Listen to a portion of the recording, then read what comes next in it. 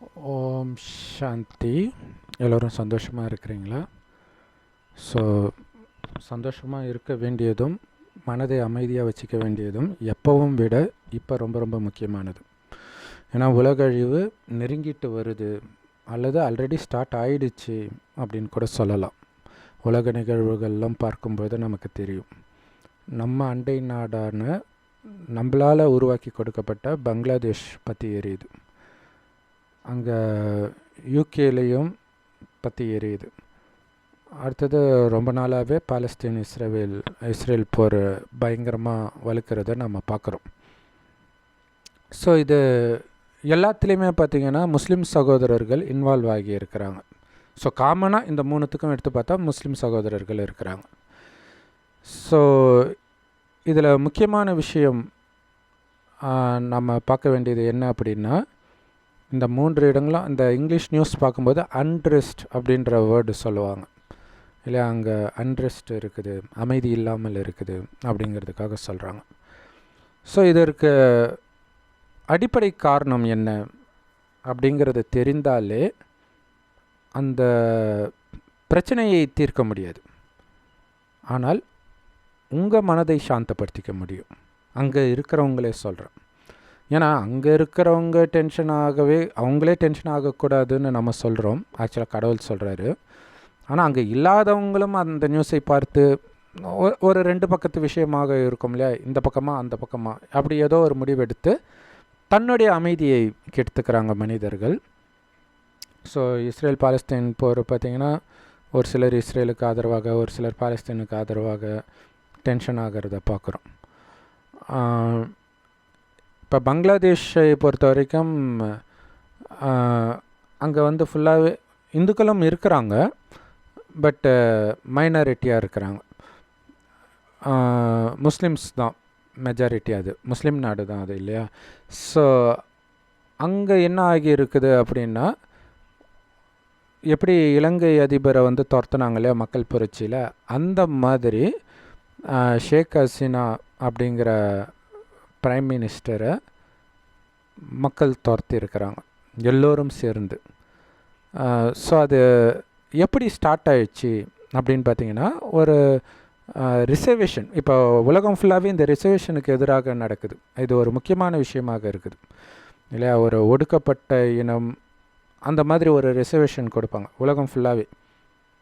ஒரு டைமுக்கு அப்புறம் என்ன ஆச்சுன்னா, இன்னொரு இனத்திற்கு அது கோபத்தை கொடுக்க ஆரம்பிக்குது. ஏன்னா இந்த ரிசர்வேஷன்னால் அவங்க பாதிக்கப்படுற நிலைமைக்கு வருது.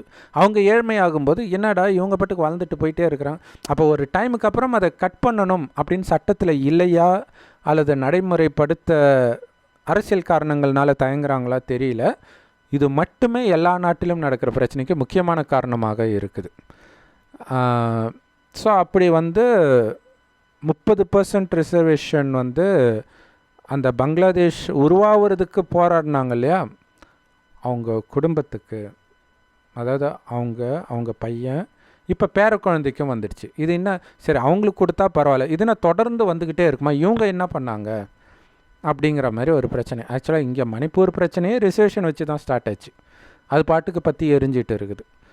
ஸோ எங்கெல்லாம் இந்த ரிசர்வேஷன் பிரச்சனை வருதோ அப்போல்லாம் அது அந்த நெருப்பு அணைக்க முடியாத மாதிரி பற்றி எரியுது. எல்லா இடங்கள்லேயும் அதை பார்க்குறோம். ஸோ அப்போ மாணவர்கள் அதற்கு எதிராக குரல் கொடுத்தாங்க. ஸோ ஆக்சுவலாக இங்கேயே பார்த்திங்கன்னா டெல்லியில் அந்த மாதிரி பிரச்சனை வந்தது. ஜவஹர்லால் நேரு யூனிவர்சிட்டியில் அது ஒரு 6-7 வருஷம் 10 வருஷம் இருக்கும்னு நினைக்கிறேன். ஸோ அப்போ ரிசர்வேஷனுக்கு எதிராக பண்ணாங்க. அதெல்லாம் பிராமணர்கள் அப்படி பண்ணுறாங்க அப்படி இப்படின்னு சொன்ன அவங்களே தான் இப்போ பங்களாதேஷுக்கு ரிசர்வேஷன் கொடுக்கறது நியாயம் தானே அப்படிங்கிற மாதிரிலாம் சொல்லிகிட்டு இருக்கிறாங்க. சரி, இப்போ என்னென்னா ரிசர்வேஷன் கொடுக்கக்கூடாது அப்படின்னு சொல்லிகிட்டு இருக்கிறாங்க அங்கே.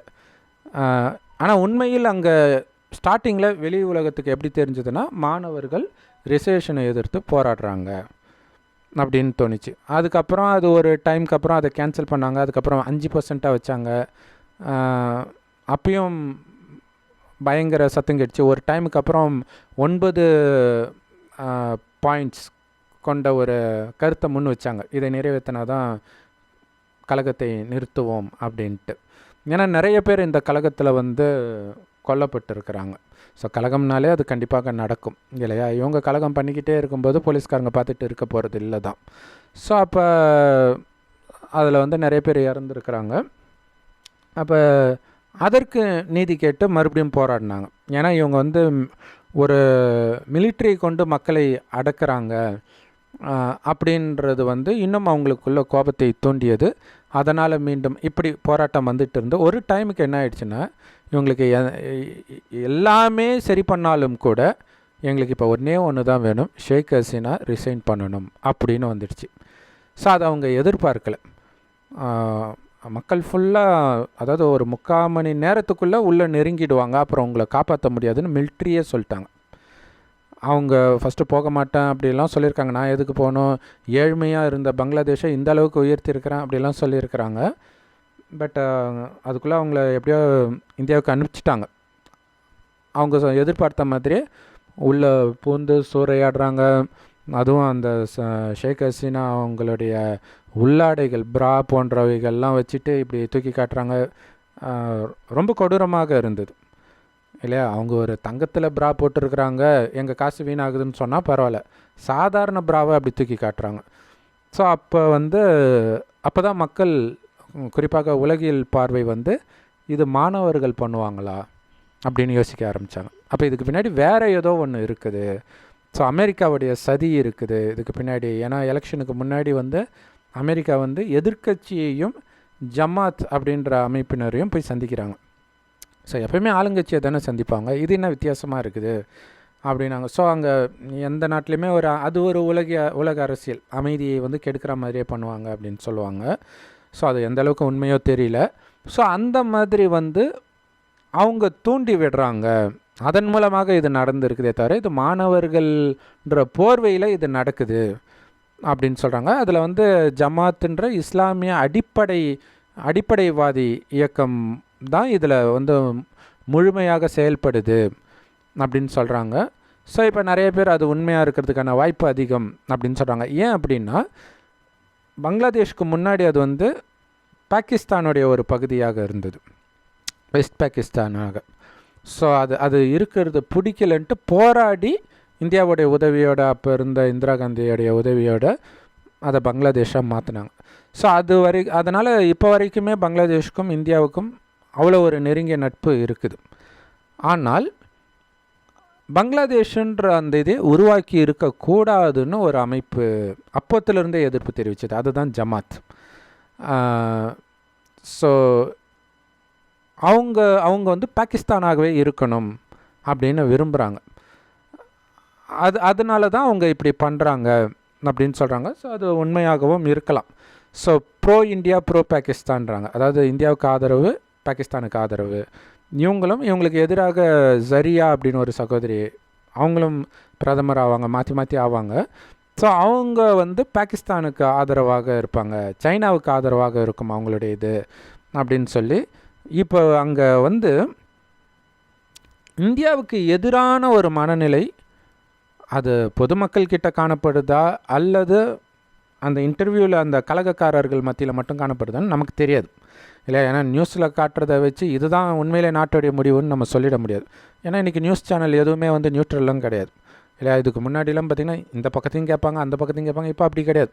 அந்த சேனல் எதை ப்ரமோட் பண்ண நினைக்குதோ அந்த நியூஸை மட்டும் காட்டுவாங்க. ஸோ அதனால் அவங்க வந்து இந்தியா மேலே கோபமாக இருக்கிற மாதிரி தான் அவங்க பேசுனது இருந்தது. ஆக்சுவலாக இந்த நியூஸை வந்து ஊடகங்களில் பார்க்கும்போது ஒவ்வொரு ஊடகமும் வெவ்வேறு மாதிரி சொல்லுது, ஆச்சரியமாக இருந்தது. ஸோ ஒரு ஊடகம் சொல்லுது இது வந்து கோட்டானால் வருது அப்படின்ட்டு, ஒரு ஊடகம் சொல்லுது இது கோட்டாவை வந்து சும்மா அது ஒரு கண்துடைப்பு மாதிரி, அதாவது அந்த பிரச்சனை பண்ணணும்னு முடிவு பண்ணிட்டாங்க, அதுக்கு ஒரு ரீசனாக இதை பயன்படுத்திக்கிட்டாங்க அப்படின்னு சொல்கிறாங்க. இன்னொரு ஊடகம் என்ன சொல்லுது அப்படின்னா, குறிப்பாக ஷேக் ஹசீனா வந்து ஒரு வார்த்தை பயன்படுத்தினாங்க, அதுதான் மக்கள்கிட்ட கொந்தளிப்பை ஏற்படுத்திச்சு. என்ன அப்படின்னா, இந்த மாதிரி கோட்டா கொடுத்தது வந்து ஆக்சுவலாக ஷேக் ஹசீனாவுடைய அப்பா நம்ம மகாத்மா காந்தி மாதிரி அவங்க அப்பாவை அங்கே தேசப்பிதான்னு சொல்லுவாங்க. பங்களாதேஷ் உருவாகிறதுக்கு அவர் தான் காரணம், முஜிபுர் ரஹ்மான்ட்டு. அப்போ அந்த கட்சி சார்ந்தவர்கள்னால இது ஒரு விதத்தில் பார்த்திங்கன்னா அந்த கட்சியில் இருப்பவர்களுக்கு மட்டும் கோட்டா கொடுக்குற மாதிரி வருது இல்லையா? இவங்க சுதந்திர போராட்டம்னு சொன்னாலும் அது ஒரு கட்சியாகவே வந்துக்கிட்டு இருக்குது. ஸோ இது கூட ஒரு காரணமாக இருக்கலாம் அதை எதிர்ப்பதற்கு. அப்போ இவங்க என்ன பண்ணிடுறாங்க, ஷேக் ஹசீனா மேடையில் பேசும்பொழுது அந்த ஊடகத்தில் சொல்லப்பட்டது நிஜமால அவங்க பேசுனாங்களா தெரியாது, பிபிசியில் அப்படி சொல்கிறாங்க. ஏன்னா பிபிசியில் வந்து நிறைய குழப்பங்கள் ஒவ்வொரு நாட்டை பற்றி நியூஸில் திருச்சி சொல்கிறாங்கன்றது நமக்கு அதிர்ச்சியாக இருக்குது. ஏன்னா ஒரு காலத்தில் பிபிசி தான் நம்பத்தகுந்ததாக இருந்தது, அதுக்கு முன்னாடி மற்ற சேனல்லாம் கிடையாது. இப்போ பார்த்திங்கன்னா அது தெளிவாக தெரியுது, பிபிசி வந்து ஏதோ ஒரு குழப்பத்தை ஏற்படுத்தணுன்ற நோக்கத்திலே தான் நியூஸை போடுறாங்க ஒவ்வொரு நாட்டை பற்றியும் அப்படின்னு தெரியுது. ஸோ அவங்க என்ன சொல்கிறாங்கன்னா, ஷேக் ஹசீனா பேசும்போது இந்த அதாவது சுதந்திர போராட்டத்தில் கலந்துக்கிட்டவங்களுக்கு கோட்டா கொடுக்காம தேச துரோகிகளுக்காக கோட்டா கொடுப்பாங்க அப்படின்னு சொன்னதாக சொல்கிறாங்க. அதுக்கு ஏதோ ஒரு வார்த்தை சொல்கிறாங்க, அதாவது தேச துரோகிகள். அந்த வார்த்தையை யாரை பயன்படுத்துவாங்க அப்படின்னா பாகிஸ்தானுக்கு ஆதரவாக இருந்தவர்களை சொல்லுவாங்களாம். ஏன்னா இப்போ பாகிஸ்தானாக இருந்தது இல்லையா, அப்போ அதுக்கு ஆதரவாக சண்டை போட்டாங்க இல்லையா, அப்போ அவங்களுக்கு கொடுக்கணுமா அப்படின்னு இவங்க கேட்டவுடனே அந்த தேச துரோகின்ற வார்த்தை இன்னும் ட்ரிகர் ஆகிடுச்சு. ஸோ ட்ரிகர் அப்படின்னு அவன் பிபிசியில் சொல்கிறாங்க. ஸோ அப்படி ட்ரிகர் ஆனதுனால தான் மக்கள் எல்லோரும் வந்து போராடினாங்க அப்படின்னு சொல்கிறாங்க. இன்னொரு விஷயம் என்னென்னா, அங்கே பங்களாதேஷுக்குள்ளே இங்கே ஒரு கிறிஸ்தவ நாட்டை அமைக்க முயற்சி செய்கிறாங்க அமெரிக்கா அப்படின்ட்டு இவங்க பப்ளிக்காகவே ஒரு ஸ்டேஜில் பேசியிருக்கிறாங்க ஷேக் ஹசீனா. ஸோ அதனால் இப்போ மக்கள் வந்து அது உண்மையாக இருக்கிறதுக்கான வாய்ப்பும் இருக்குது. காரணம் என்னென்னா, இப்போ இந்த சைடு ஏஷியா பக்கம் வந்து அவங்களுக்கு வந்து ஒரு நேவல் பேஸ் இல்லை, அதனால் ஒரு டைமில் இந்தியாவை தாக்குறதுக்கே அவங்க வந்து ஒரு கப்பலை அனுப்புறதுக்குள்ளே இங்கே சண்டையை முடிஞ்சிருச்சுன்றாங்க. இப்போ இங்கே பக்கத்தில் இருந்தால் ஈஸியாக கண்ட்ரோல் பண்ணுவாங்க இல்லையா, ஸோ அதுக்காக அவங்க பிளான் பண்ணுறாங்க அப்படின்றாங்க. அதுவும் உண்மையாக இருக்கலாம். இப்போ இதற்கும் யூகே பிரச்சனைக்குமே ஒரு தொடர்பு இருக்குது. யூகேவில் பார்த்திங்க அப்படின்னா ஏதோ ஒரு டான்ஸ் கிளாஸ்ன்னு நினைக்கிறேன், அது நடந்துகிட்டு இருக்கும்போது ஒரு பையன் 17 வயசு பையன் வந்து கத்தியை வச்சு கொலை பண்ணிடுறான், 2 குழந்தைங்களை கொலை பண்ணிடுறான், தடுக்க வந்த பெரியவர்களையும் வெட்டுறாங்க. ஸோ இது வந்து 2 பேர் மைனருன்றதுனால யாருன்னு சொல்ல மாட்டாங்க இல்லையா. ஸோ சொல்லாததுனால மக்கள் என்ன பண்ணிட்டாங்க, இது வந்து முஸ்லீம் தான் பண்ணியிருப்பாங்க அப்படின்னு நம்ப ஆரம்பித்து அது ஒரு பெரிய பிரச்சனையாகி அதுக்கப்புறம் வந்து இதுவும் ஒரு ஊடகத்தில், ஏன்னா பெரும்பாலும் வேறு எதுலேயும் நான் பார்க்கல, ஒரு ஊடகத்தில் மட்டும் இல்லை போலீஸ் வந்து அதை வெளியிட்டுருச்சு, அவர் முஸ்லீமே கிடையாது அப்படின்றாங்க. ஸோ எது எப்படியோ ஆனால் பயங்கரமாக பிரச்சனை வெடிக்க ஆரம்பிச்சிருச்சு எங்கே பார்த்தாலும். அது எப்படி வெடிக்குது அப்படின்னா, போகிற மசூதியெல்லாம் இடிக்கிறது, முஸ்லீம்கள் வீடெல்லாம் இடிக்கிறது, இந்த மாதிரி இருக்குது. அப்போ அவங்களும் திருப்பி தாக்குறாங்க. ஸோ அப்போ 2 பேரும் தாக்க ஆரம்பிக்கும் போது என்ன ஆகிடும், பயங்கரமான கலவரம் ஆகிடும் இல்லையா. ஸோ இதற்கு முன்னாடி யூகேயில் வந்து இந்து முஸ்லீம் பிரச்சனை இருந்தது. ஸோ இந்துக்கள் மெயினாக அங்கே இஸ்கான் தான் உலகம் ஃபுல்லாக இருக்குது இல்லையா, அங்கே இந்துனாலே இஸ்கான்ற மாதிரி ஆயிடுச்சு. ஸோ இப்போ கூட பார்த்திங்கன்னா இந்த பங்களாதேஷ்லேயே பிரச்சனையில் இப்போ என்னென்னா, இது வந்து ஷேக் ஹசீனா மேலே உள்ள கோபத்தினால இவங்க பண்ணலை, வேற ஒரு உள்நோக்கம் இருக்குதுன்றதுக்கான ஒரு நிரூபணமே அங்கே இருக்கக்கூடிய இஸ்கான் கோயிலெல்லாம் அடித்து நொறுக்கி இருக்கிறாங்க. இந்து கோயில்கள் இஸ்கான் மட்டுமா இல்லை மற்றதுமான்னு தெரியல. ஸோ அதெல்லாம் அடித்து நொறுக்கி இருக்கிறாங்க, அவங்களுக்கும் தாக்குதல்லாம் நடந்துருக்குது. ஸோ அப்போ இது வந்து ஒரு இந்தியாவுக்கு எதிரான அல்லது இந்துக்களுக்கு எதிரானதா அல்லது இந்தியாவுக்கு எதிரானதான்னு தெரியல. ஏன்னா அவங்க ஷேக் ஹசீனா இந்தியாவுடைய ஆதரவாளர்ன்றதுனாலேயே அவங்களுக்கு வந்து இந்தியாவை பிடிக்கல அப்படின்னு ஒரு கருத்து நிலவுது. ஸோ இதே மாதிரி அங்கேயும் பார்த்திங்கன்னா அடிக்கடி வந்து முஸ்லீம் இந்துக்கள் பிரச்சனை வந்து அப்பப்போ வெடிக்கும் யூகேயில்.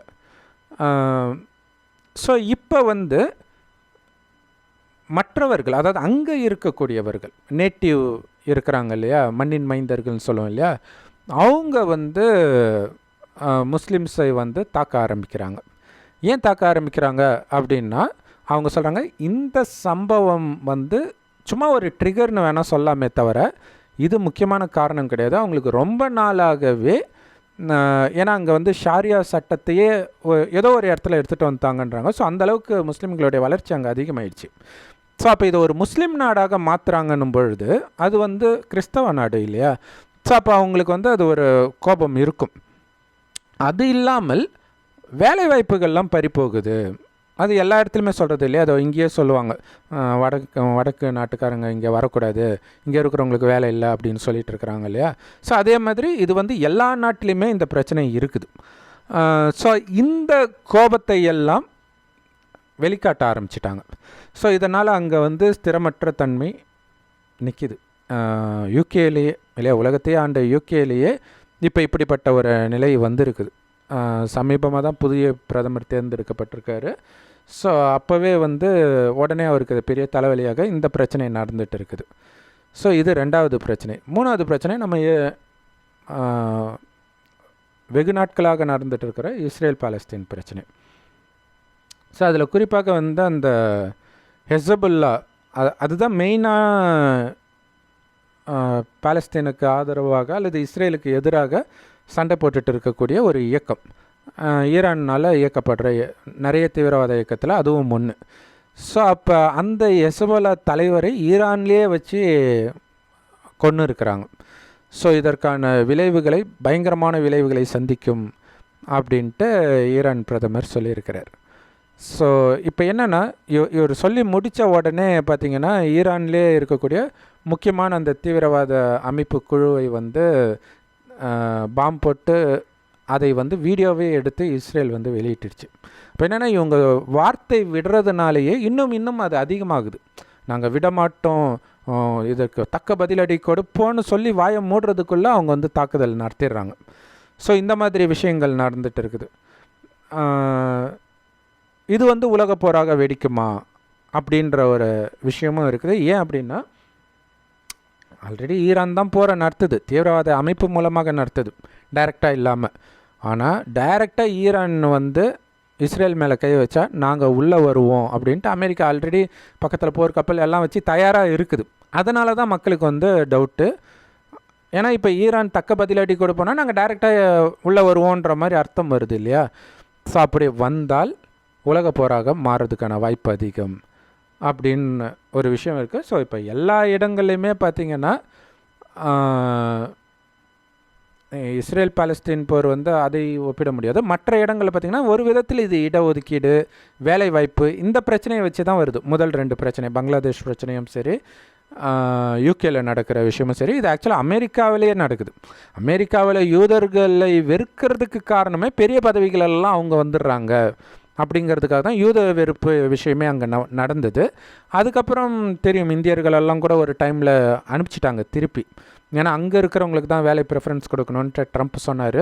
மறுபடியும் வந்தாலும் அவர் அதை பண்ணுறதுக்கான வாய்ப்பு அதிகம். ஸோ இது இல்லாமல் நிறைய நாடுகளில் வந்து பார்த்திங்கன்னா முஸ்லீம்கள் விசா கேன்சல் பண்ணப்படுன்ட்டு ட்ரம்ப் சொல்லியிருக்கிறார். என்ன சொல்லியிருக்கிறாரு அப்படின்னா, முஸ்லீம்கள்னு சொல்லலை, தீவிரவாதிகளுக்கு ஆதரவு கொடுப்பவர்களை தயவுதாட்சியம் இல்லாமல் நாங்கள் கேன்சல் பண்ணி அனுப்பிச்சிடுவோன்ட்டார். அதாவது இஸ்ரேல் பாலஸ்தீன் தீவிரவாதிகளுக்கு நீங்கள் சப்போர்ட் பண்ணிங்கன்னா நீங்கள் போயிடுங்க, இங்கே இருக்க தேவையில்ல அப்படின்றாங்க. ஸோ எல்லா இடங்கள்லையுமே பார்த்திங்கன்னா ஒன்று இந்த தீவிரவாத அமைப்புக்கு சப்போர்ட் பண்ணுறதுக்கு எதிராக குரல் கொடுக்கப்படுது, இன்னொன்று வந்து பார்த்திங்கன்னா அவங்களுடைய வேலை பாதிக்கப்படுது அப்படிங்கிற ஒரு பிரச்சனையும் இருக்குது. அதுக்கு காரணம் என்னென்னா, ஒன்று விலைவாசி பயங்கரமாக ஏறுது, யுத்தத்தினால தான் அது ஏறிட்டு இருக்குது. ஸோ அதுக்கு யுத்தத்தை நிறுத்தணும். ஆனால் அந்த நேரம் என்ன ஆகுதுன்னா, மக்கள் கையில் காசு இல்லைன்னும் பொழுது இதுக்கெல்லாம் காரணம் யார்? இவங்க தானே இல்லை? இப்போ நம்ம ஊர்லேயுமே பார்த்திங்கன்னா பிராமணர்கள் மேலே இருக்கிறான், ஸோ நம்ம கீழே இருக்கிறதுக்கு அதுதான் காரணம்ன்ட்டு பெரியார் கிளப்பி விட்டார். ஸோ இந்த மாதிரி நிறைய விஷயங்கள் இருக்குது. ஸோ இந்த மாதிரி விஷயங்கள் தான் உலகம் ஃபுல்லாக நடக்குது. மொத்தத்தில் அந்த மென்டாலிட்டி என்னென்னா, நான் படுற கஷ்டத்துக்கு இன்னொருத்தன் காரணம் அப்படின்னு நினச்சிட்டு யாரையாவது டார்கெட்டாக வச்சு அடிக்கிறது. ஸோ இந்த விஷயம்தான் வந்து பங்களாதேஷ்லேயும் நடக்குது, யூகேலேயும் நடக்குது. ஸோ அப்போ அது உண்மையாக பொய்யா அப்படின்னு நம்ம ஆராய்ச்சி பண்ண முடியாது. ஏன்னா அதில் வந்து உண்மையும் இருக்கலாம், அதாவது பாதி இப்படியும் இருக்கலாம் அப்படியும் இருக்கலாம். ஆனால் ஆக்சுவலாக இதுக்கு முன்னாடி இன்னொரு பிரச்சனை கூட வந்தது. அமெரிக்கா வந்து அந்த கால் சென்டர் பிபிஓலாம் வரும் பொழுது என்ன ஆச்சு அப்படின்னா, அங்கே இருக்கிறவங்களுக்கு வேலை வாய்ப்பு போச்சுன்னாங்க. ஏன் அப்படின்னா, உலகமயமாக்கல் ஆன புதுசில் எல்லாத்தையும் வந்து வெளியில் அவுட் சோர்சிங் கொடுக்க ஆரம்பித்தாங்க. ஏன்னா இப்போ இந்தியாவில் வந்து 25,000 சம்பளம், 30,000 சம்பளம் 10 வருஷம் முன்னாடி சொல்கிறேன், பெரிய காசு. ஆனால் அங்கே அமெரிக்கர்களை வைத்தே அந்த வேலையை நடத்தணும் அப்படின்னா இதை மாதிரி ஒரு 10-20 மடங்கு செலவாகும் அவங்களுக்கு. இப்போ பிஸ்னஸ் மேனாக அவங்க என்ன நினைப்பாங்க, லாபம் வரணும்னு நினைப்பாங்க. ஸோ குளோபலைசேஷனும் ஆயிடுச்சு, யூஸ் பண்ணிக்கிட்டாங்க. ஸோ அப்போ வந்து அதற்கு எதிராக வந்து குரல் கொடுத்து அப்போ நிறைய பிபிஓஸ்லாம் மூடினாங்க. ஸோ இந்த மாதிரி விஷயங்கள் நடக்குது. மொத்தத்தில் வந்து இந்த வேலைவாய்ப்பு போகுது அப்படிங்கிற பிரச்சனை வருது. ஸோ ஒரு வீட்டிலேயே பார்த்திங்கன்னா திடீர்னு ஒருத்தனுக்கு வந்து வேலை போயிடுச்சு அல்லது செலவு அதிகமாகுது வரவை விட அப்படின்னா கோபம் பயங்கரமாக வரும். ஏன்னா அது ஒரு இயலாமையினால் வர கோபம். அது மாஸ் லெவலில் வரும்போது தான் இந்த மாதிரி பிரச்சனையாக மாறுது. ஆனால் கடைசி நேரத்தில் சாப்பாடுலாம் கிடைக்காது அப்படிங்கிறது எல்லா மதத்துலேயும் போட்டிருக்கு. கர்ப்பிணி பெண் கடைசி நேரம் எப்படி இருக்குன்னு இயேசுவை கேட்கும்போது, கர்ப்பிணி பெண்களுக்கு ஐயோ, பாலூட்டும் தாய்மார்களுக்கு ஐயோ. அவங்க குழந்தைங்களுக்காக கூட அவங்க சாப்பிட முடியாது, பாலூட்டுற அளவுக்கு கூட அவங்களுக்கு உணவு இருக்காது. இவங்க சாப்பிட்டா தானே குழந்தைக்கு பால் கொடுக்கறதுக்கு. ஸோ அந்த மாதிரி நிலை இருக்குதுன்றது இருக்குது. ஸோ அந்த நிலை உருவாகிறதுக்கு இதெல்லாம் ஒரு காரணம், அவ்வளோதான். ஆனால் அந்த நிலை உருவாகிறதுக்கு முக்கியமான காரணம் என்னென்னா, நம்ம செய்த பாவங்கள். அவனவன் சிலுவையே அவனவன் தான் சுமக்கணும்ன்ட்டு இருக்கும் பைபிளில். ஸோ அதனால் நம்ம செய்த பாவத்திற்கு தான் தண்டனை கிடைக்குது. அதுக்கு கருவியாக யாராவது இருப்பாங்க, அந்த கருவியோட சண்டை போட்டு பிரயோஜனம் கிடையாது. ஸோ அதை நம்ம புரிஞ்சுக்கணும் இல்லை. இது பார்த்திங்கன்னா பைபிளில் அடிக்கடி வரும். பழைய ஏற்பாட்டில் பார்த்திங்கன்னா கடவுள் ஒருத்தரை ராஜாவை ஆக்குவார். ஒரு டைமுக்கு அப்புறம் பார்த்திங்கன்னா அவர் ஆக்கும்போதே சொல்லுவார், நான் சொல்கிறபடி நீ நடந்தனா உன்னை நான் பாதுகாப்பேன், அதை மீறினா பாதுகாப்பு கிடையாது. அதுதான் உடன்படிக்கை, agreement between God and human அப்படின்ட்டு இருக்கும். ஸோ அப்போ அதை மீறும்பொழுதெல்லாம் வந்து அவங்களுக்கு பிரச்சனை வரும், நோய் வரும், மற்ற நாடுகளோட யுத்தம் வரும், தோற்றுருவாங்க, இந்த மாதிரி விஷயங்கள் இருக்கும். ஸோ இதுதான் ஆக்சுவலாக உலகம் ஃபுல்லாகவே நடந்துகிட்டு இருக்குது. கடவுளுடைய வழியை விட்டு எல்லா மனிதர்களும் வெளில போயிட்டாங்க இல்லையா. அதற்கான தண்டனையை தான் மனிதர்கள் அனுபவிச்சுட்டு இருக்கிறாங்க. ஸோ அதுக்கு காரணமாக எது வேண்டுமானாலும் இருக்கலாம். ஆரம்பத்தில் வந்து தன் நாட்டு மக்கள் கஷ்டப்படணுன்றதுக்காக எந்த சட்டத்தையும் எடுத்துகிட்டு வரல. ஆனால் அது போக போக இப்படி மாறுது. அது அவங்களுக்கு அந்த நேரம் அது தெரியல. அதுக்கப்புறம் அது பிரச்சனையாகும்போது மக்கள் போராட்டத்தில் இறங்குறாங்க, இந்த மாதிரி விஷயங்கள் நடக்குது. ஸோ 100% ஜாப் கேரண்டி வேணும்னா இங்கே ஏற்கனவே வந்து இந்த ஜாதி சிஸ்டம் இருந்துச்சு இல்லையா, அது மட்டும்தான் வேலை வாய்ப்புக்கு வந்து உத்தரவாதம். ஏன்னா அங்கே பிறந்தாலே உனக்கு இந்த வேலை கன்ஃபார்ம். ஆனால் இப்போ அப்படி கிடையாது இல்லை. எங்கே பிறந்தாலும் யார் பயங்கர பலசாலியாக இருக்கிறானோ அவங்ககிட்ட போயிடும் வாய்ப்பு ஃபுல்லாக. ஸோ மற்றவர்களுக்கெல்லாம் வேலை இல்லாமல் போயிடும். ஸோ அந்த நிலை தான் உலகம் ஃபுல்லாகவே இப்போ இருக்குது. ஸோ இனி வந்து அந்த சிஸ்டத்துக்கு போக முடியாது. காரணம் என்னென்னா, அது இப்போ மனிதன் சுயநலமாக ஆகிட்டதுனால மேலே இருக்கிறவன் கீழே இருக்கிறவனை அமுக்க நினைக்கிறான், கீழே இருக்கிறவன் மேலே இருக்கிறவனை அடிக்க நினைக்கிறான். மொத்தத்தில் எல்லாருடைய மனசும் கரப்ட் ஆகிடுச்சு. அதனால் இப்போ வந்து அந்த விஷயமே வந்து தப்பாயிடுச்சு. ஸோ தப்பாயிடுச்சின்னு வேறு எடுத்துகிட்டு வந்தது அதை விட தப்பாயிடுச்சு. ஸோ அதனால் என்ன ஆச்சு, உலகம் ஃபுல்லாக வேலையில்லா திண்டாட்டம், பஞ்சம், பசி, பட்டினி, நோய்கள். இப்போ நோய்க்கு யாரை காரணம் சொல்ல முடியும்? வேலைவாய்ப்பு திண்டாட்டத்துக்கு ஓகே, வெளிநாட்டிலேருந்து நம்ம நாட்டுக்கு பிழைக்க வந்தவங்க தான் காரணம்ன்ட்டு பிரச்சனை வருது. நோய் வரும்பொழுது, இயற்கை சீற்றம் வரும்போது யார் கூட சண்டை போடுவீங்க? அது எப்படி கடவுளால் கொடுக்கப்படுற தண்டனையோ அந்த மாதிரி தான் இதுவும் தண்டனை அப்படிங்கிறத நம்ம புரிஞ்சுக்கணும். இப்போ நம்ம பண்ண வேண்டியது நம்மளுடைய குணங்களை மாற்றிக்கணும். மற்றவர்களை, அது ஏற்கனவே நம்ம நிறைய பாவம் பண்ணியிருக்கிறோம். இது இல்லாமல் ஒரு இனத்துக்கு எதிராக நம்ம போராட்டம் நடத்துகிறோம் அப்படின்னா அது இன்னும் பாவமாக தான் நமக்கு சேரும். ஸோ இதில் முக்கியமான ஒரு விஷயம் சொல்லணும். இந்த பங்களாதேஷ் பிரதமர் ஷேக் ஹசீனாவுடைய அப்பா பங்களாதேஷ் உருவாகிறதுக்கு காரணமானவர் பதவியேற்று சில வருடங்களில் ஒரு நாள் 1975 கதவு தட்டுற ஏதோ ஒரு சத்தம் கேட்குது. அமைதியை, அவர் உள்ளே இருக்கிறார், துப்பாக்கி சூடு சத்தம் நினைக்கிறேன். அப்புறம் அந்த சத்தம் ஓஞ்ச உடனே அவர் கதவை திறக்கிறாரு. வெளியிலே வாசல்லே மிலிட்ரிக்காரங்க இருக்கிறாங்க. என்ன வேணும்னு கேட்குறாங்க. அவரை பிடிச்சி அழைச்சிட்டு போகிறாங்க. சரி, அவரை வந்து சிறையில் போட போகிறாங்க அப்படின்னு பார்த்தா அவங்க குடும்பத்தில் உள்ள அத்தனை பேரையும், ஒரு 10 பேரோ ஏதோ கொலை பண்ணியிருக்கிறாங்க. மிலிட்ரி. அதில் உயிர் தப்பித்தது 2 பேர். அந்த டைம் வந்து இவங்க திருமணமாகி ஷேக் ஹசீனா வந்து ஜெர்மனியில் இருக்கிறாங்க. அவங்கள பார்க்குறதுக்கு அவங்க தங்கச்சியும் போயிருக்கிறாங்க. ஸோ அதனால் அந்த 2 பேர் தான் வந்து உயிரோடு இருக்கிறாங்க. இப்போவும் அவங்க 2 பேர் தான் இருக்கிறாங்க.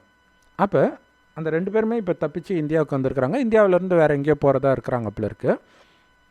ஸோ அங்கே எதனால் நடந்துச்சு அப்படின்னு சொன்னால், அமெரிக்காவுக்கு பிடித்த அரசியல் அங்கே இல்லை, அதனால் இது நடந்துச்சு அப்படின்றாங்க. ஸோ அதே விஷயம்தான் இப்போவும் நடக்குது. இப்போ கொஞ்சம் வேறு மாதிரி நடந்திருக்கு அப்படின்றாங்க. ஸோ இதில் முக்கியமான விஷயம் என்னென்னா, ஒரு விதத்தில் பார்த்திங்கன்னா இந்த தாய்நாட்டுக்காக போராடுறது இந்த மாதிரி விஷயமே வேஸ்ட்டோ அப்படின்னு தோணுது பாருங்கள். ஏன்னா அப்படி பண்ணி அவங்க பங்களாதேஷை உருவாக்கி கூட கடைசியில் அமெரிக்கா என்ன நினைக்குதோ அதுதான் நடக்குது. அப்போ அந்த போராட்டம் எல்லாமே வேஸ்ட்டு தானே இல்லையா? ஸோ அந்த மாதிரி தான் இது நடந்துட்டு இருக்குது. ஆனால் இன்னொரு முக்கியமான விஷயம் என்னென்னா, போராடுறது அப்படிங்கிறது வந்து எப்படி போராடினாங்கன்னு தெரியல. துப்பாக்கி வச்சு அந்த மாதிரி பண்ணாங்களா, அல்லது மகாத்மா காந்தி மாதிரி அமைதியான முறையில் பண்ணாங்களா தெரியல. பட் எப்படி பண்ணாலுமே அதுவுமே பாவம்தான். ஏன்னா மற்றவர்களுக்கு வந்து துக்கம் கொடுக்கப்படுது. இது வந்து எப்படி தாய்நாட்டுக்காக போராடுறது எப்படி பாவம் அப்படின்னு உங்களுக்கு தோணும். அதுக்கு ஒரு உதாரணம் சொல்லணுன்னா, பைபிளில் சாலமோனுடைய பேரனில் சாலமோனுடைய பையன்கிட்ட இருந்து ராஜ்யம் அவனுடைய அகங்காரத்தினால பறிக்கப்படும்.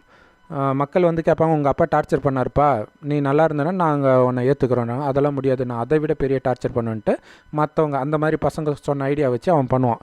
உடனே போடா நீயும் ராஜ்யம்ன்ட்டு மற்றவங்க எல்லாம் விலகி போயிடுவாங்க. இப்போ பல ஊரை ஆண்டவன் இப்போ ஒரே ஒரு ஊரை மட்டும் ஆண்டுட்டு இருப்பான். ஸோ மற்றவங்களும் போயிடுவாங்க. இப்போ இவன் என்ன நினைக்கிறான்னா, இன்னொருத்தனை ராஜா வைக்கிடுவாங்க மற்ற எல்லோரும் சேர்ந்து. இப்போ அவங்ககிட்டேருந்து அதை பிடிக்கணும், சண்டை போடணுன்ட்டு இவன் என்ன பண்ணுவான், பக்கத்தில் இருக்கிற நாடுகளுடைய உதவியிலும் எடுத்துகிட்டு சண்டைக்கு போகலான்ட்டு பார்ப்பாங்க. ஸோ அப்போ கடவுள் வந்து அவங்களுக்கு தரிசனமாக்கி சொல்லுவார், இது என்னுடைய சித்தப்படி நடக்குது, நீங்கள் இதில் தலையிடாதீங்க போங்க அப்படின்னு சொல்லிடுவார். ஸோ அப்போ அவனால் முடியல. இதை எதுக்கு சொல்கிறோம் அப்படின்னா, எது நடந்தாலும் நன்மைக்காகவே நடக்குது அப்படின்னு கீதையில் இருக்கும் இல்லையா? நடப்பதெல்லாம் நடந்ததும் நல்லது, இப்போவும் நடப்பதும் நல்லது. ஸோ இந்த விஷயம் வந்து அவ்வளோ சீக்கிரம் நம்ம ஏற்றுக்க மாட்டோம், எதிர்ப்போம். எதிர்த்தாலும் பலன் இல்லையா? இப்போ இலங்கையை எதிர்த்து பிரபாகரன் போராட்டம் நடத்தினார், பலன் என்னாச்சு கடைசியில்? ஸோ கடைசியில் நடக்கிறதா நடக்குது. எதிர்த்த காரணத்தினால ஒரு இனம் அழிக்கப்பட்டது. ஸோ இந்த மாதிரி ஏதோ ஒரு இடத்துல வெற்றி அடைஞ்சிருப்பாங்க. அதை பார்த்துக்கிட்டே நம்மளும் பண்ணுவோம் அப்படின்னு நினச்சி பல பேர் வந்து தன்னுடைய வாழ்க்கை எல்லாத்தையும் இழந்து பாவத்தை சேர்த்துட்டு இறந்ததாக தான் மிச்சமாக இருக்கும். அப்போ அடுத்த ஜென்மத்தில் இன்னும் அதற்கான கஷ்டம் உள்ள போராட்டம் உள்ள இடத்தில் அவங்க பிறப்பாங்க. ஸோ இது வந்து உலக அளவில் நடக்குது. இதே நீங்கள் தனி மனித வாழ்க்கையில் நீங்கள் எடுத்துக்கிட்டிங்கன்னா கூட இயேசு சொல்லுவார், உன் சகோதரனோடு ஏதோ ஒரு காரணத்துக்காக நீ கோர்ட்டு வாசல்னு போனோன்னா உன் சொத்து ஃபுல்லாக விற்று தீர்ந்தாலும் அந்த கேஸ் முடியாது, அதுக்கு பதிலாக அவனோட நீ சமாதானமாக போயிடு அப்படின்னு சொல்லியிருப்பாங்க. இதையும் யாரும் ஏற்றுக்க மாட்டாங்க. ஏன் அப்படின்னா, இப்போ பெரிய பெரிய கோர்ட்டு தீர்ப்பே வந்து நியாயம் அநியாயம் அது இல்லையா? இப்போ ஒரு கோர்ட்டில் வந்து ஒரு தீர்ப்பு ஆகுது ஒரு ஸ்டேட்லன்னா, அவங்க மேல்முறையீடு பண்ணும்போது அதுக்கு எதிராக தீர்ப்பு வருது. சட்டம் ஒன்று தானே, எப்படி வேறு தீர்ப்பு வருது? அப்போ அங்கங்கே இருக்கக்கூடிய மனிதர்களுக்கு ஏற்ப அது தீர்ப்பு மாறுது. அது புரிஞ்சுக்கணுமா? அப்போ அந்த மனிதனுடைய மனநிலை எப்படி மாறுன்றது யாருக்குமே தெரியாது. ஏன்னா அவன் தீர்ப்பு கொடுக்கணும்னு நினச்சானா அதுக்கேற்ற மாதிரி சட்டத்தை அவனால் எடுக்க முடியும். ஸோ ஏன்னா படித்தது மனிதர்கள் உருவாக்கிய சட்டம் தானே அது. ஸோ நிறைய அந்த மாதிரி இருக்கும். அப்போ உங்களுக்கே தெரியாது, அது ஒரு கேம்பிளிங் மாதிரி தான். நம்ம பக்கம் தீர்ப்பு ஆகுமா ஆகாதானே தெரியாத ஒரு விஷயத்துக்காக என் பக்கம் நியாயம் இருக்குதுன்னு நீங்கள் போய் ஜெயிக்கிறதாகவே இருந்தாலும் 10-15 வருட கோர்ட்டு வாசல்னு அலையிற மன உளைச்சல் என்னாச்சு? இதில் தோல்வி வேறு அடைஞ்சிட்டா உங்கள் நிலைமை என்ன ஆகும் இல்லையா? அதுக்காக எவ்வளோ செலவு பண்ணியிருப்பீங்க, எவ்வளோ நேர விரயம் பண்ணியிருப்பீங்க, வேலை வெட்டியெல்லாம் விட்டுட்டு போயிருப்பீங்க. ஸோ அதற்காக தான் இயேசு சொல்கிறாரு. இப்போ இந்த விஷயங்கள் மதங்களில் சொல்லப்பட்ட விஷயங்கள் மேலோட்டமாக பார்த்தா உங்களுக்கு பைத்தியக்காரத்தனமாக தான் தெரியும். ஆனால் அதை ஆழமாக பார்க்கும் பொழுது தான் அதோடைய உண்மை உங்களுக்கு புரியும். ஸோ இப்போ உதாரணத்துக்கு ஷேக் ஹசீனா அவங்க அப்பாவுமே பார்த்திங்கன்னா பல தடவை ஜெயிலுக்கு போயிருக்கிறாங்க. அதே மாதிரி இங்கேயும் பார்த்திங்கன்னா இவங்க ஆட்சியில் இருக்கிற வரைக்கும் நல்லா இருப்பாங்க, இன்னொருத்தர் ஆட்சிக்கு வந்தாங்கன்னா இவங்க நிலைமை வந்து ஹவுஸ் அரெஸ்ட் மாதிரி தான். அதே மாதிரி தான் இவங்க ஆட்சிக்கு வந்தால் எதிர்க்கட்சியோடைய நிலைமையும் அப்படி தான்.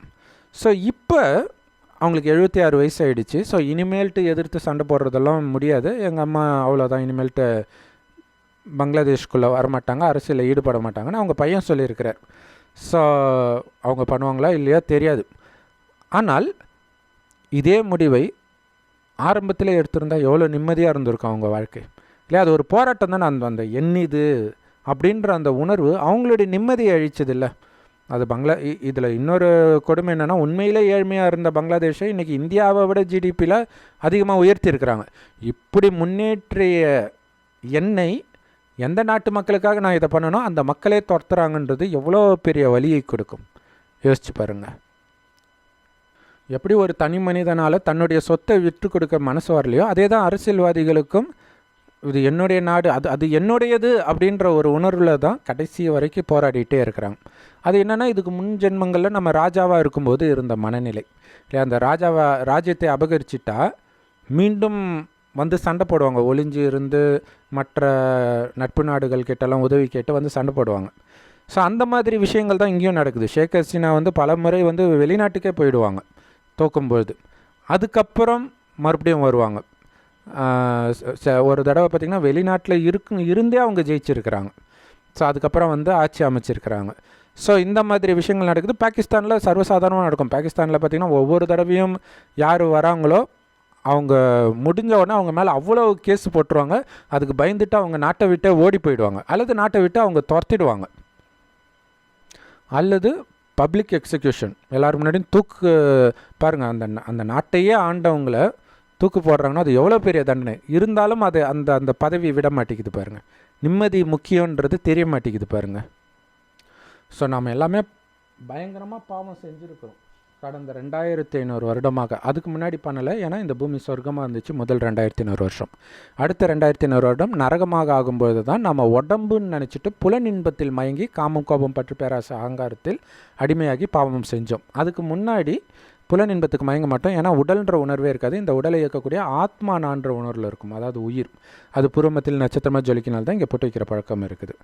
ஸோ அந்த ஆத்மா தான் நான் உணர்ந்து ஒவ்வொருத்தரையும் ஆத்மான்னு பார்த்து பேசுவாங்க, சதா ஆனந்தமாக இருப்பாங்க. ஏன்னா ஆத்மாவுடைய உண்மையான குணம் ஆனந்தம். அது சொர்க்கம். தங்க வயிறு வைடூரியம் கொட்டி கிடக்கும், மனிதர்கள் அழகாக இருப்பாங்க, ஜீவராசிகள் அன்பாக இருக்கும், எல்லாமே இருந்தாலும் அவங்களுடைய ஆனந்தத்தின் ஊற்றாக இருக்கிறது அவங்களே, அந்த ஆத்மாவே. அதில் கவனம் இருக்கும்போது, எப்போ ஆத்மாவிலிருந்து கவனம் வெளியேறுகிறதோ, வெளி உலகத்துக்கு போகுதோ, அப்போ தான் புத்தி மயக்க நிலைக்கு அடைஞ்சு நிறைய பாவம் செய்து. ஸோ அந்த பாவம் செய்து கூட இது பார்த்திங்கன்னா சத்யுகம், திரேதாயுகம், துவாபரயுகம், கலியுகம் 4 சமமான யுகங்கள், 1650 வருடம். ஸோ சத்யுக, திரேதாயுகம் சொர்க்கம், எந்த பாவமும் செய்ய மாட்டோம். இங்கே துவாபரயுகத்தில் தான் பாவம் செய்கிறோம். அதனாலும் அந்த துவாபரயுகத்தில் தண்டனை கிடைக்காது. ஏன்னா அந்த பாவம் ஒரு குறிப்பிட்ட லெவலை கிராஸ் பண்ணும்போது தான் தண்டனை கிடைக்க ஆரம்பிக்குது. அது கலியுகத்தில் தான் கிடைக்க ஆரம்பிக்குது. ஸோ கலியுகத்தின் இறுதியில் இப்போ இருக்கிறோம். கடைசி 100 வருடம் தான் சிவபெருமான் வந்து இந்த ஞானத்தை கொடுக்குறார். அவரை தான் அல்லா பரமபிதான்னு சொல்கிறோம். கடவுள் ஒருவர் தான். அவர் யார் உடலில் வராரோ அவருக்கு பிரம்மான் பேர் வைக்கிறார். அவர் வாய் வழியாக சிவபெருமான் கொடுக்குற ஞானத்தை தான் முரளி அப்படின்ட்டு எல்லா பிரம்மகுமாரிகள் ராஜயோக தியான நிலையத்திலும் முற்றிலும் இலவசமாக போதிக்கப்படுது. ஸோ அதன் ஆதாரத்தில் தான் நம்ம எல்லா வீடியோவுமே போடுறோம்.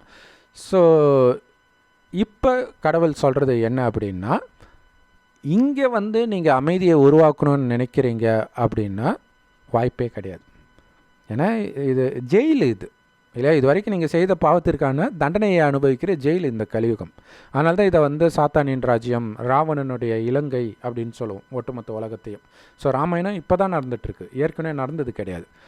அப்போ இதிலேருந்து தப்பிக்கிற வழியை தான் நீங்கள் பார்க்கணும் இல்லையா? சீதையை மீட்கிற வேலையைத்தான் ராமர் பண்ணுறாரே தவிர அங்கே இருக்கிற எல்லாத்தையும் நான் மாற்றணுன்ட்டுலாம் அங்கே உள்ளே எதுவும் பண்ணலை.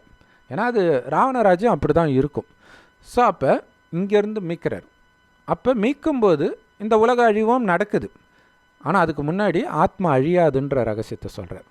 அப்போ ஆத்மா ஏதோ ஒரு இடத்துல எப்பயுமே இருக்கும். இப்போ இந்த பூமி சொர்க்கமாக போகுது, அங்கே வந்துடுங்க. அப்படி வராதவங்க மேலேயே இருப்பாங்க. உலகம் அழியும்போது எல்லா ஆத்மாவும் மேலே போயிடும். ஸோ சொர்க்கத்திற்கு தன்னை தகுதி பெற்றுக்கொள்பவர்கள் இங்கே வருவாங்க. அப்படி தகுதி பெற்றுக்கொள்வதற்கான வழியைத்தான் எல்லா மதங்களும் சாரமாக பார்த்திங்கன்னா அதை தான் போதிக்கும். விஸ்தாரமாக மனித வழி எல்லாத்துலேயும் கலந்துருக்கும். அந்த மனித வழியை பிடிச்சிட்டு தான் நிறையா வன்முறைகள்லாம் வெடிக்குது. பட் கடவுள் கொடுக்குற வழி இப்போ பிரம்மகுமாரிகள் மூலமாக இறைவன் நேரடியாக கொடுக்குறார். இதை தெரிஞ்சுக்கிட்டு நீங்கள் போய் மற்ற மதங்களை படிக்கும்போது தான் உங்களுக்கு புரியும்.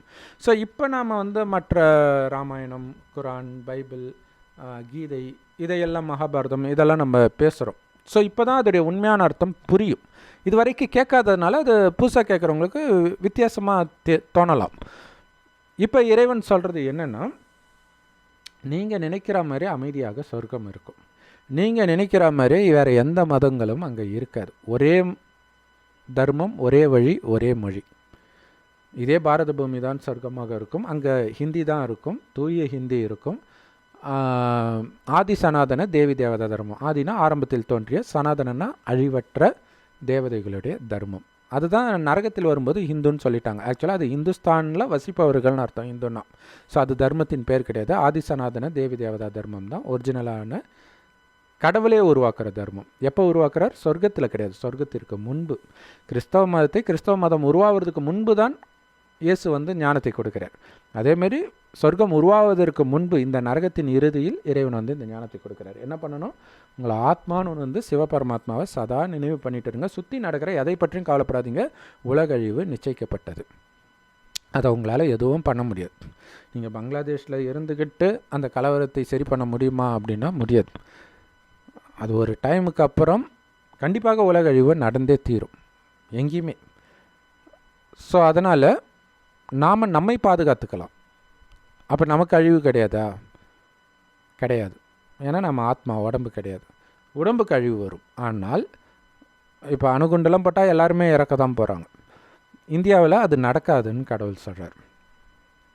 மற்ற நாடுகளிலும் அணுகுண்டுனால் அழிவும், இந்தியா மட்டும் அப்படி அழியாது. ஆனால் அதுக்கு பதில் இனக்கலவரம், மதக்கலவரம் இதெல்லாம் நடக்கும். ஆல்ரெடி இங்கே நடந்துகிட்டு இருக்குது, இன்னும் நிறைய நடக்க ஆரம்பிக்கும். அதிலிருந்தும் நீங்கள் விடுபடுங்க. ஏன்னா மதங்கள் எல்லாம் உடலின் மதங்கள்ன்றார். தேகத்தின் தர்மம்னு கீதையில் இருக்கும் இல்லையா? நீங்கள் முஸ்லீம் குடும்பத்தில் பிறந்தால் முஸ்லீம், இந்து குடும்பத்தில் பிறந்தால் ஹிந்து. எப்படி? அந்த உடம்பில் இருக்கிற வரைக்கும் தான். அதே ஆத்மா அடுத்த ஜென்மத்தில் கிறிஸ்தவ குடும்பத்துக்கு போச்சுன்னா கிறிஸ்டின் ஆகிட்டீங்க. ஸோ அதனால் அந்த தேகத்தின் மயக்கத்தினால வர்றது இது. ஆத்மாவுக்கு தேகத்தின் தர்மம் கிடையாது. ஆத்மாவின் ஒரே தர்மம் அமைதி, ஒரே தந்தை கடவுள். ஸோ அவருடைய வழியை மட்டும் ஃபாலோ பண்ணுங்கள். என்ன பண்ணால் ஆத்மானு அவரை நினைவு செஞ்சுக்கிட்டே இருக்கணும். காமம், கோபம், பற்று, பேராசை, அகங்காரம் அப்படின்னா என்னன்னே தெரியாத நிலையை அடையணும். ஏன்னா இதெல்லாம் வர்றதுக்கு முக்கியமான காரணம் உடம்புன்னு நினைக்கிறது. அதுக்கு தான் உடம்புன்றதை மறந்து ஆத்மான்னு ஒவ்வொருத்தரையும் ஆத்மாவாக மட்டும் பாருங்கள், உடலை பார்க்காதீங்க. ஏன்னா சொர்க்கத்தின் ஆரம்பத்தில் உடலே பார்க்க மாட்டாங்க. சொர்க்கம் ஃபுல்லாகவே எப்போ உடலை பார்க்க ஆரம்பிக்கிறாங்களோ அப்போ தான் இது நரகமாகுது. அப்போ தான் அந்த வெளி உலக கவர்ச்சி, உடல் அழகு இதிலெல்லாம் மயங்குறாங்க. அப்போ தான் கொஞ்சம் கொஞ்சமாக பாவம் செய்ய ஆரம்பிக்கிறோம். சுயநலம் இதெல்லாம் வருது. ஸோ அது அந்த பாவத்தின் அளவு அதிகரிக்கும் போது தான் சாப்பாட்டுக்கு வழி இல்லாத நிலை, விலைவாசி ஏற்றம், மற்ற நாடுகள்னால் வருது. இதெல்லாம் நம்ம நினச்சிக்கிறோம். அது உண்மையாகவும் இருக்கலாம். ஆனால் அதுக்கு மெயின் காரணம் என்னென்னா நாம் செய்த பாவம். இதை ரொம்ப ஈஸியாக புரிஞ்சுக்கணும்னு வச்சுக்கலாம். சொர்க்கத்தில் தங்க செங்கற்களால் கட்டப்பட்ட மாட மாளிகையில் தான் இருப்போம். அப்போ எவ்வளோ பணக்காரங்கள நாடாக இந்தியா இருந்துச்சுன்னு பாருங்கள். பொன்னுலக பாரதம்னு இன்னைய வரையும் பேசுகிறோம். அர்த்தம் தெரியாமலே சொல்லிகிட்ருக்குறோம் சும்மா பேச்சுக்கு. உண்மையிலே அப்படி தான் இருந்துச்சு. ஆனால் எப்போ உடல் உணர்வில் காமம், கோபம், பற்று, பேராசை, அகங்காரத்துக்கு மயங்க ஆரம்பிக்கிறாங்களோ அப்போ இறைவன் கொடுத்த சொர்க்கத்தை அடைவதற்கு தகுதியை இழக்கும் பொழுது தான் வெளிநாடுகள்லேருந்து மற்ற தர்மத்தினர் இந்தியா கோயில்களை கொள்ளையடிக்கிறது இதெல்லாம் நடக்க ஆரம்பிக்குது. ஏன்னா அதை அனுபவிக்கக்கூடிய தகுதியை நாம் இழந்துடுறோம். அப்படியே அவன் கொள்ளையடிக்காட்டினா கூட என்ன, அது கோயிலுக்கு அடியிலே இருக்கும் இல்லையா? இப்போ கோயிலில் இருக்கிறதெல்லாம் விற்று எல்லாருக்கும் கரெக்டாக சமமாக கொடுத்தா இப்போவே நம்மக்கிட்ட யாருக்குமே சாப்பாட்டுக்கு வழி இல்லாத நிலை வரும். ஆனால் அப்படி பண்ணுவாங்களா? மாட்டாங்க. ஏன்? ஏன்னா அதை அனுபவிக்கக்கூடிய தகுதி நமக்கு இப்போ இல்லை. அந்த தகுதியை வளர்த்து கொள்ளுங்கள்.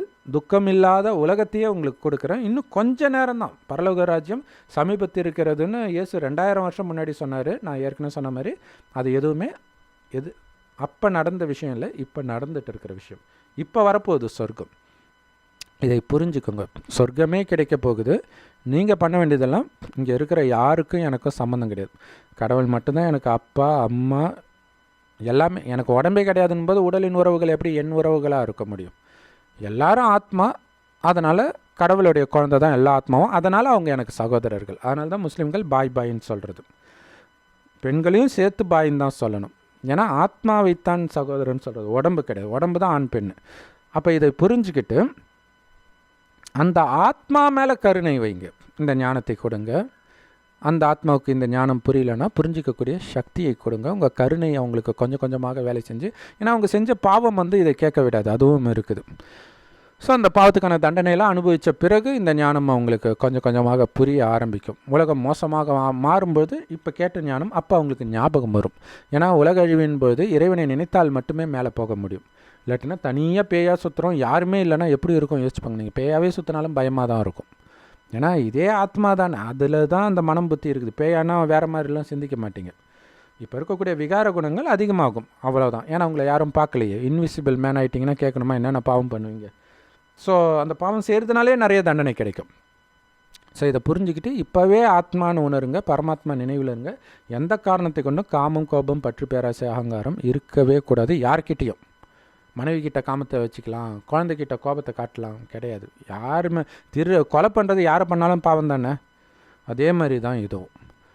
அப்போ எப்படி சொர்க்கத்தில் குழந்தை பிறக்கும்னா, கணவனும் மனைவியும் நமக்கு ஒரு வாரிசு வேணும்னு நினைக்கும் போது மனைவி கர்ப்பம் அடைவாள். அந்த அளவுக்கு பரிசுத்தமாக சொர்க்கத்தில் வாழ்ந்த மனிதர்கள் இருந்ததுனால தான் அந்த தெய்வீக குணம் கொண்டவர்களை தேவதைகள் தெய்வம் அப்படின்னு இந்துக்கள் இன்னைய வரைக்கும் கோயில் கட்டி கும்பிட்றோம்.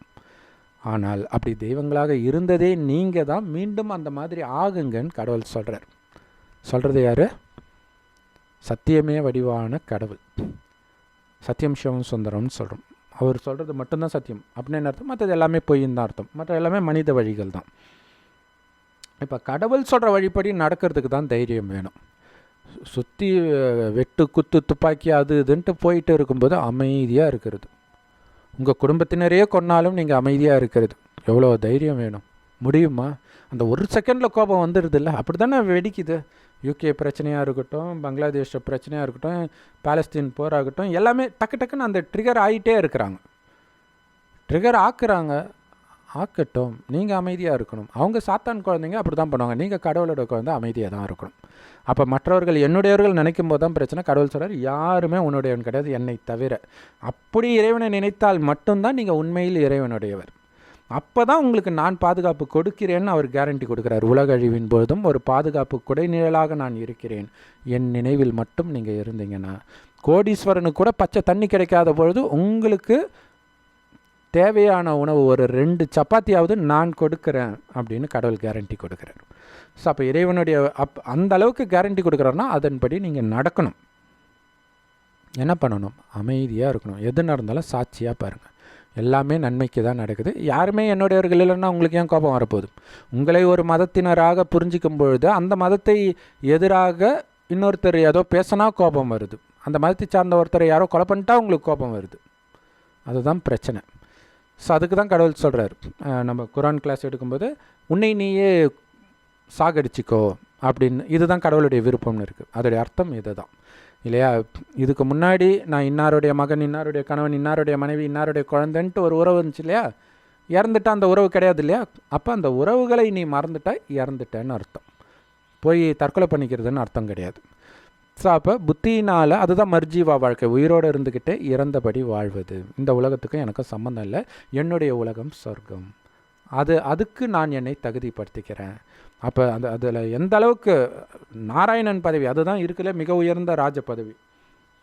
அதை அடையணும்னா அந்த இது இல்லைன்றது ஆழமாக பதிவாகிருக்கணும். அப்போ தான் அதுதான் தூய்மையின் சக்தின்னு சொல்கிறது. உண்மையிலே பதிவாகிருக்குதா செக் பண்ணுவாங்க. ஆயுப் நபி கிட்ட நம்ம அடிக்கடி அந்த கதை சொல்லுவோம். சாத்தான் சோதிக்கிறதுக்காக வரார் கடவுள்கிட்ட. கடவுள் சொல்கிறார், இவனை மாதிரி பக்திமான நீ பார்த்ததில்லைன்ட்டு. சரி நான் சோதித்து பார்க்குறேன்ட்டு வந்து அவனுடைய சொத்தெல்லாம் இயற்கை சீற்றத்தில் அழிக்கிறார். அப்பயும் அவன் கடவுளுடைய மகிமையை பாடுறான். அடுத்தது அவனுடைய மனைவியை கொள்கிறார், அப்பயும் கடவுளுடைய மகிமையை பாடுறான். குழந்தையை கொள்கிறான், அப்பயும். ஏன்னா இவன் சுயநலவாதியாக இருக்கிறான்ட்டு அப்புறம் அவனுடைய உடம்பெல்லாம் நோய் கொடுக்குறார். அப்போவும் கடவுளுடைய மகிமை பாடுறார். ஆனால் என்ன சொல்கிறாருன்னா உடம்பெல்லாம் புழு பூத்து போகுது.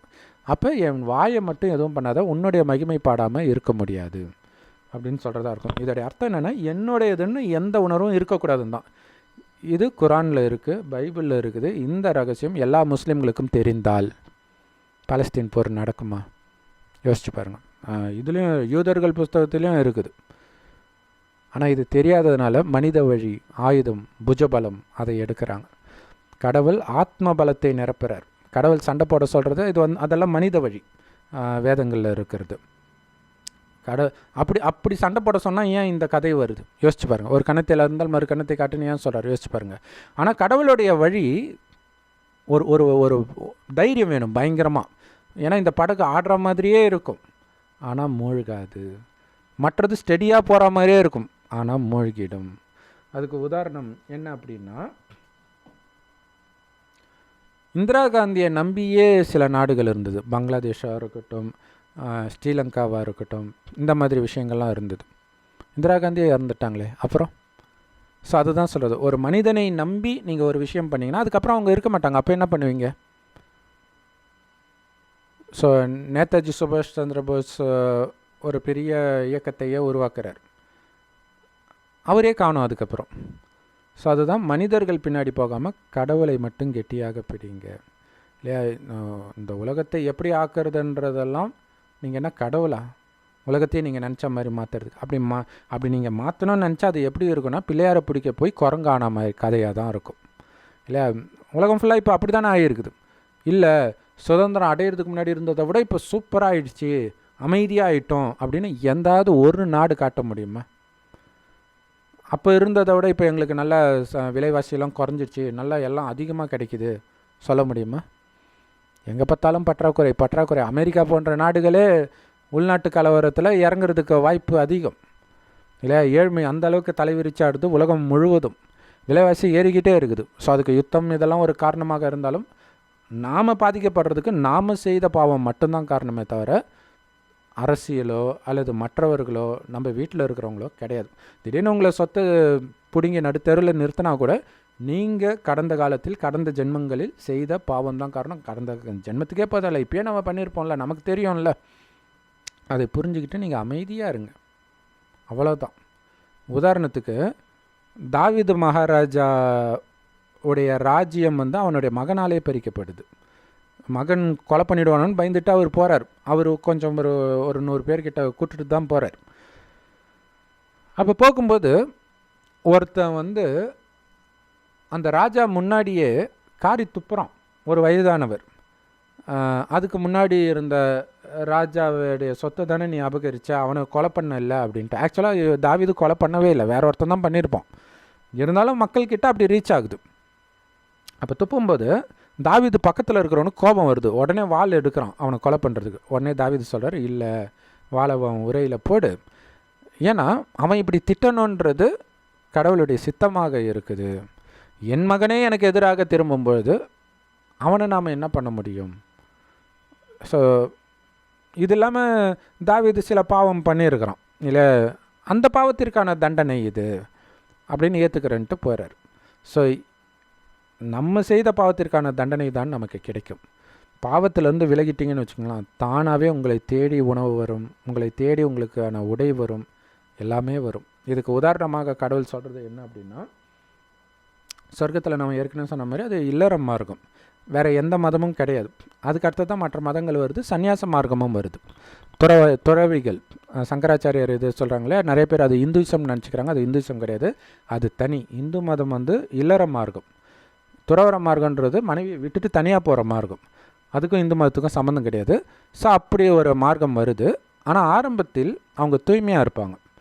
ஸோ இப்போ சாமியார்கள் துறவிகளே காமத்தில் விழுறதெல்லாம் பார்க்குறோம், ஏன்னா ஆத்ம சக்தி இழக்குது. ஆனால் அங்கே சக்தி இருக்கிறதுனால அவங்க என்ன பண்ணுவாங்கன்னா, குருமார்கள் பின்னாடி போயிடுவாங்க. அதுக்கப்புறம் ஞானத்தை எடுத்துகிட்டு அவங்க தனியாக காட்டில் ஏதோ ஒரு இடத்துக்கு போயிடுவாங்க. உணவை பற்றி எதை பற்றியும் கவலைப்படாமல் அவங்க பட்டுக்கு அவங்களுக்கு தெரிந்த முறையில் கடவுளை நினைப்பாங்க. ஏன்னா கடவுளை கரெக்டாக நினைக்கிறது இப்போ தான் கடவுள் கற்றுக் கொடுக்குறாரு, அப்போ தெரியாது. ஏதோ ஒன்று பண்ணிகிட்ருப்பாங்க, ஆனால் தூய்மையின் சக்தி இருக்குது. அதனால் என்ன ஆகும்னா, அவங்கள தேடி சாப்பாடு மக்கள் எடுத்துகிட்டு வருவாங்கன்றார். இது எவ்வளோ பெரிய விஷயம். ஒரு காட்டுக்குள்ளே எந்த இடத்துல அவர் உட்காந்துட்ருக்காருன்னு மக்களுக்கு எப்படி தெரியும்? ஆனால் அந்த தூய்மையின் பலம் அவங்கள பிடிச்சி இழுக்குன்றார். ஸோ அதனால் அதை தேடி அவங்க போனது கிடையாதுன்றார். கடவுளுடைய வழிப்படி அவங்க கடவுளை நினைக்கல. அது வந்து ரஜோ பிரதானம், அதாவது சதோ ரஜோ தமன்றது கிளாஸ், 1ஆம் தரம் 2ஆம் தரம் 3ஆம் தரம். ஒரு வீடு புதுசாக கட்டும்போது சதோன்னு சொல்லலாம், 10 வருஷம் கழித்து ரஜோன்னு சொல்லலாம், 30 வருஷம் கழிச்சு தமோன்னு சொல்லலாம், இடிஞ்சு விழும்போது தமோ பிரதானம்னு சொல்லலாம். அந்த மாதிரி தான் இன்றைக்கி உலகமே இருக்குது. மக்களும் அப்படி தான். ஆரம்பத்தில் வரும்போது சதோ பிரதானம், நடுவில் ரஜோ, இப்போ தமோ. இப்போ கடவுள் இறைவனை நினைத்து 5000 வருஷத்துக்கு முன்னாடி இருந்தால் அந்த சதோ பிரதானமாக நம்மளை மாற்றுறார், அந்தளவுக்கு தூய்மையாக மாற்றுறார். அப்போ கடவுள் சொல்கிறார், ரஜோ குணத்தில் இருந்த அந்த சன்னியாசிகளுக்கே சாப்பாடு தேடி வருதுன்னா, நீ சதோ பிரதானமாக 5000 வருடம் இருந்ததை விட தூய்மையாகிற, உனக்கு உணவு கிடைக்காதா, உடை கிடைக்காதா, ஏன் கவலைப்படுறன்றார். ஸோ இறைவன் அந்த ரகசியத்தை சொல்கிறார். அதாவது நான் உனக்கு கொடுப்பேன் அப்படி கிடையாது, நீ தூய்மையானால் உனக்கு அது கிடைக்கும். இல்லை நீ கத்தி எடுத்தன்னா எடுக்கிறதுக்குள்ளே இன்னொருத்தன் வெட்டிடுவான்.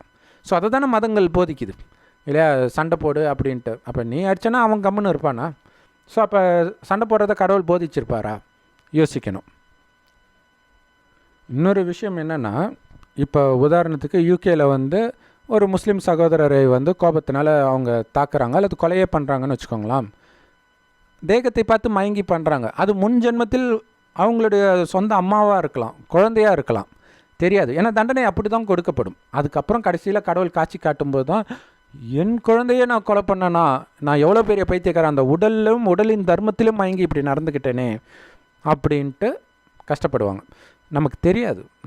நமக்கு இப்போ தனி மனிதனை எடுத்து அவனுக்கு நடக்கிற துரோகமாக இருந்தாலும் சரி, உலக நாடுகள் அரசியல் அந்த மாதிரி வந்தாலும் சரி, உண்மையில் நீங்கள் யாரை எதிர்க்கிறீங்கன்னு உங்களுக்கு தெரியாது. ஆனால் கண்டிப்பாக அவங்க உங்களுக்கு நெருக்கமானவர்களாக இருந்தவர்களாகத்தான் இருப்பார்கள். அப்படிங்கிற விஷயம் அந்த நேரம் ஞாபகம் வந்தால் எதையும் கொடுக்க தயாராக இருப்பீங்க.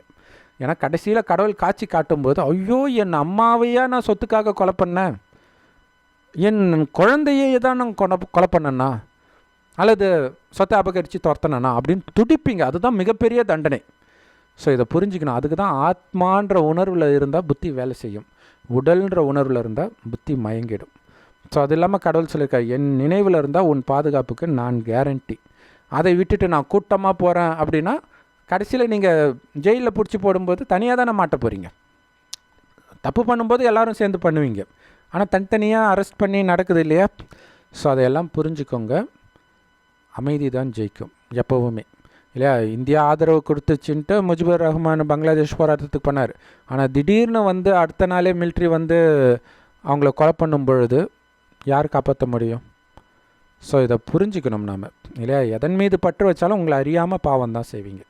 அதை தான் கடவுள் சொல்வார், ஆசை இருந்தால் நல்லவனாக உங்களால் இருக்க முடியாது அப்படின்னு சொல்வார்.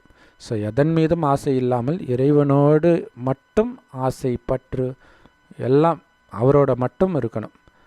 அவரை நினைக்க நினைக்க அப்படி ஆனந்தமாக இருக்கும். ஆத்மானு வந்து இறைவனை செவ்வானத்தில் நட்சத்திரம் மாதிரி நினைவு பண்ணிக்கிட்டே இருக்கணும். இறைவன் கொடுக்குற முரளியை கேட்கணும். இதை தயவு செய்து அலட்சியப்படுத்தாதீங்க. ஏன்னா பங்களாதேஷில் நடக்கிறது, யூகேயில் நடக்கிறது, பாலஸ்தீனத்தில் நடக்கிறதுலாம் ஒன்றுமே கிடையாது எதிர்காலத்தில் இந்தியாவில் நடக்கிறதுக்கு ஒப்பிடும் பொழுது. அப்போ எப்படி இருக்கும் இந்தியான்னு யோசிச்சு பாருங்கள். ஸோ இப்போவே இந்த பயிற்சியை பண்ணிக்க, கடைசி நேரத்தில் உங்களால் இந்த முயற்சியெல்லாம் பண்ண முடியாது. ஒரு செகண்டில் கோபம் வந்துடும். ஸோ அதனால் இப்போவே உங்களுடைய மனதை பழக்கப்படுத்திக்கிட்டே இருங்க, யாரும் என்னுடையவர் கிடையாது கடவுளை தவிர அப்படின்னு இருக்கும் பொழுது தான் மனம் அமைதியாகவே இருக்கும்.